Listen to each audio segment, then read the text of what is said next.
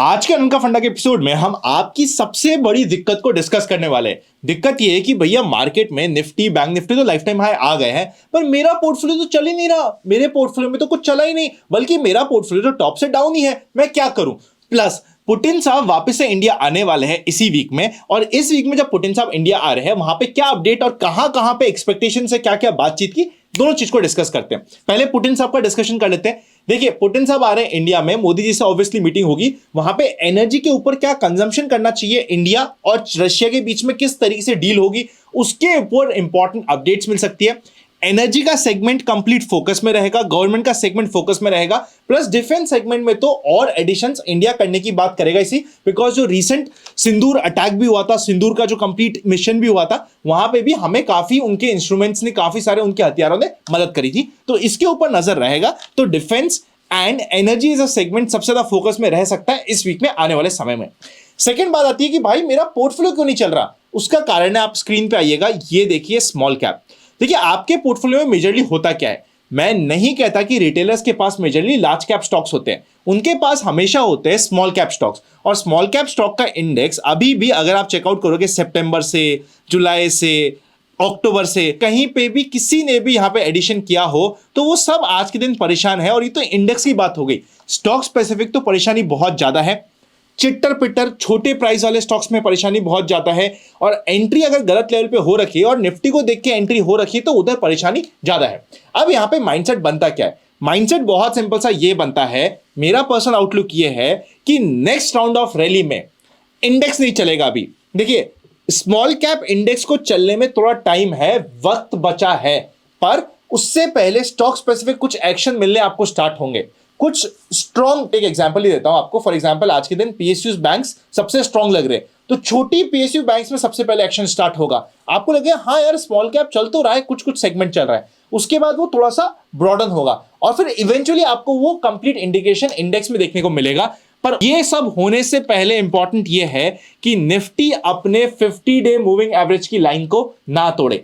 अगर निफ्टी ने अपने 50 डे मूविंग एवरेज की लाइन तोड़ी तो ये जो हमारा प्लान हो रहा है ना कि भाई साहब स्मॉल कैप चलेगा और वापस से हमारे पोर्टफोलियो में हरियाली आएगी, वो सारे प्लान पोस्टपोन हो जाएंगे और वापस से दिक्कतें आ सकती है।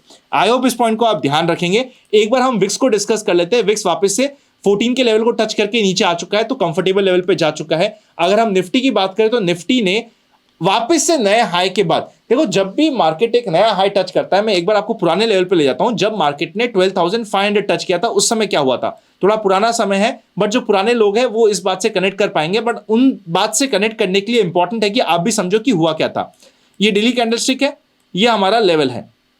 यहां पे आप देखोगे जैसे ही मार्केट आया था, एक सेकेंड हमें थोड़ा सा पहले जाना पड़ेगा, 2022 के पास जाना पड़ेगा, और 12,500 कैसे मार्केट ने क्रॉस किया था मैं वो समझाना चाह रहा हूं। ये है वो लेवल, देखो ये एक बार आप चार्ट देखिएगा, ये है वो लेवल। सबसे पहले जब भी मार्केट एक नया हाई टच करता है और उससे पहले रैली हो चुकी होती है, जैसे यहां पे रैली हो चुकी थी, ये देखो क्या किया, बार बार लोगों को विश्वास कराया कि मैं नहीं क्रॉस करने वाला, मैं नहीं क्रॉस करने वाला, और जब ये क्रॉस किया तो एकदम क्विकली क्रॉस किया। सेम चीज ध्यान रखिएगा, अभी मार्केट को अगर अपने लेवल को क्रॉस करना है 26,200 के, पहले विश्वास दिलाना जरूरी है कि भाई मैं नहीं क्रॉस कर पा रहा। मैं एक बार ऊपर गया नीचे आया, ऊपर गया नीचे आया, ऊपर गया नीचे आया, ऊपर गया नीचे आया, 4-5 बार विश्वास दिला दिया कि भाई साहब 12,000 12,500 पे तो प्रॉफिट बुकिंग कर ही लेना, मार्केट ऊपर नहीं जाता, और फिर सीधा लेके 1000 पॉइंट की रैली देती। इन दी सेम वे एक बार मेरे कहने पे ये टाइम होराइजन आप वापस से डिस्कस कर लीजिएगा। 2020 का समय है, सितंबर अक्टूबर का समय था, उसके चार्ट को एक बार वापस से स्टडी करिएगा। सेम चीज मुझे अभी मार्केट में होते हुए लग रही है, गया नहीं आया, फिर ऊपर गया फिर नहीं आया, फिर ऊपर गया फिर नहीं आया। इसको अगर क्रॉस करना है ना तो एक झटके से क्रॉस होगा, और झटके से जब क्रॉस होगा ना, आप बोलोगे यार अभी तो हम 26,200 की बात कर रहे थे, सीधा हम 27,000 पे क्यों दिख रहे हैं। वैसा ही होना पड़ेगा, अगर क्रॉस होना है तो ये मार्केट की प्रोबेबिलिटी बोलती है। अभी तो मार्केट में टेंशन चल रही है, मार्केट में डिप आ रखा है, लोगों को टेंशन हो रही है कि कहीं वापस हम झूलने नहीं चले जाए नीचे के लिए। उनके लिए दो इंपॉर्टेंट चीजें, सबसे पहले 50 डे मूविंग एवरेज रफली 25,600 का आपके लिए एक इंपॉर्टेंट लेवल होना चाहिए, जो आपके लिए एक इंपॉर्टेंट सपोर्ट रहेगा। इसके ऊपर से मार्केट कहीं पे भी बाउंस कर सकता है, और 2.5 दिन के फंडा के हिसाब से तो अगर मार्केट कल सेकेंड हाफ में पॉजिटिव स्टैंस दिखाने की तरफ जाए तो you should not be shocked. अभी आपका स्टॉक स्पेसिफिक पोजीशन में ध्यान रहना चाहिए। इस वीक में भी हमारे सामने 3 आईपीओ आ रहे हैं और आईपीओ के रिलेटेड आपका फोकस चले जाना चाहिए। अब मैं इससे पहले कि आगे जाऊं, एक आपके लिए इंपॉर्टेंट अपडेट है, अभी जस्ट दिमाग में आया तो आपको बता रहा हूं।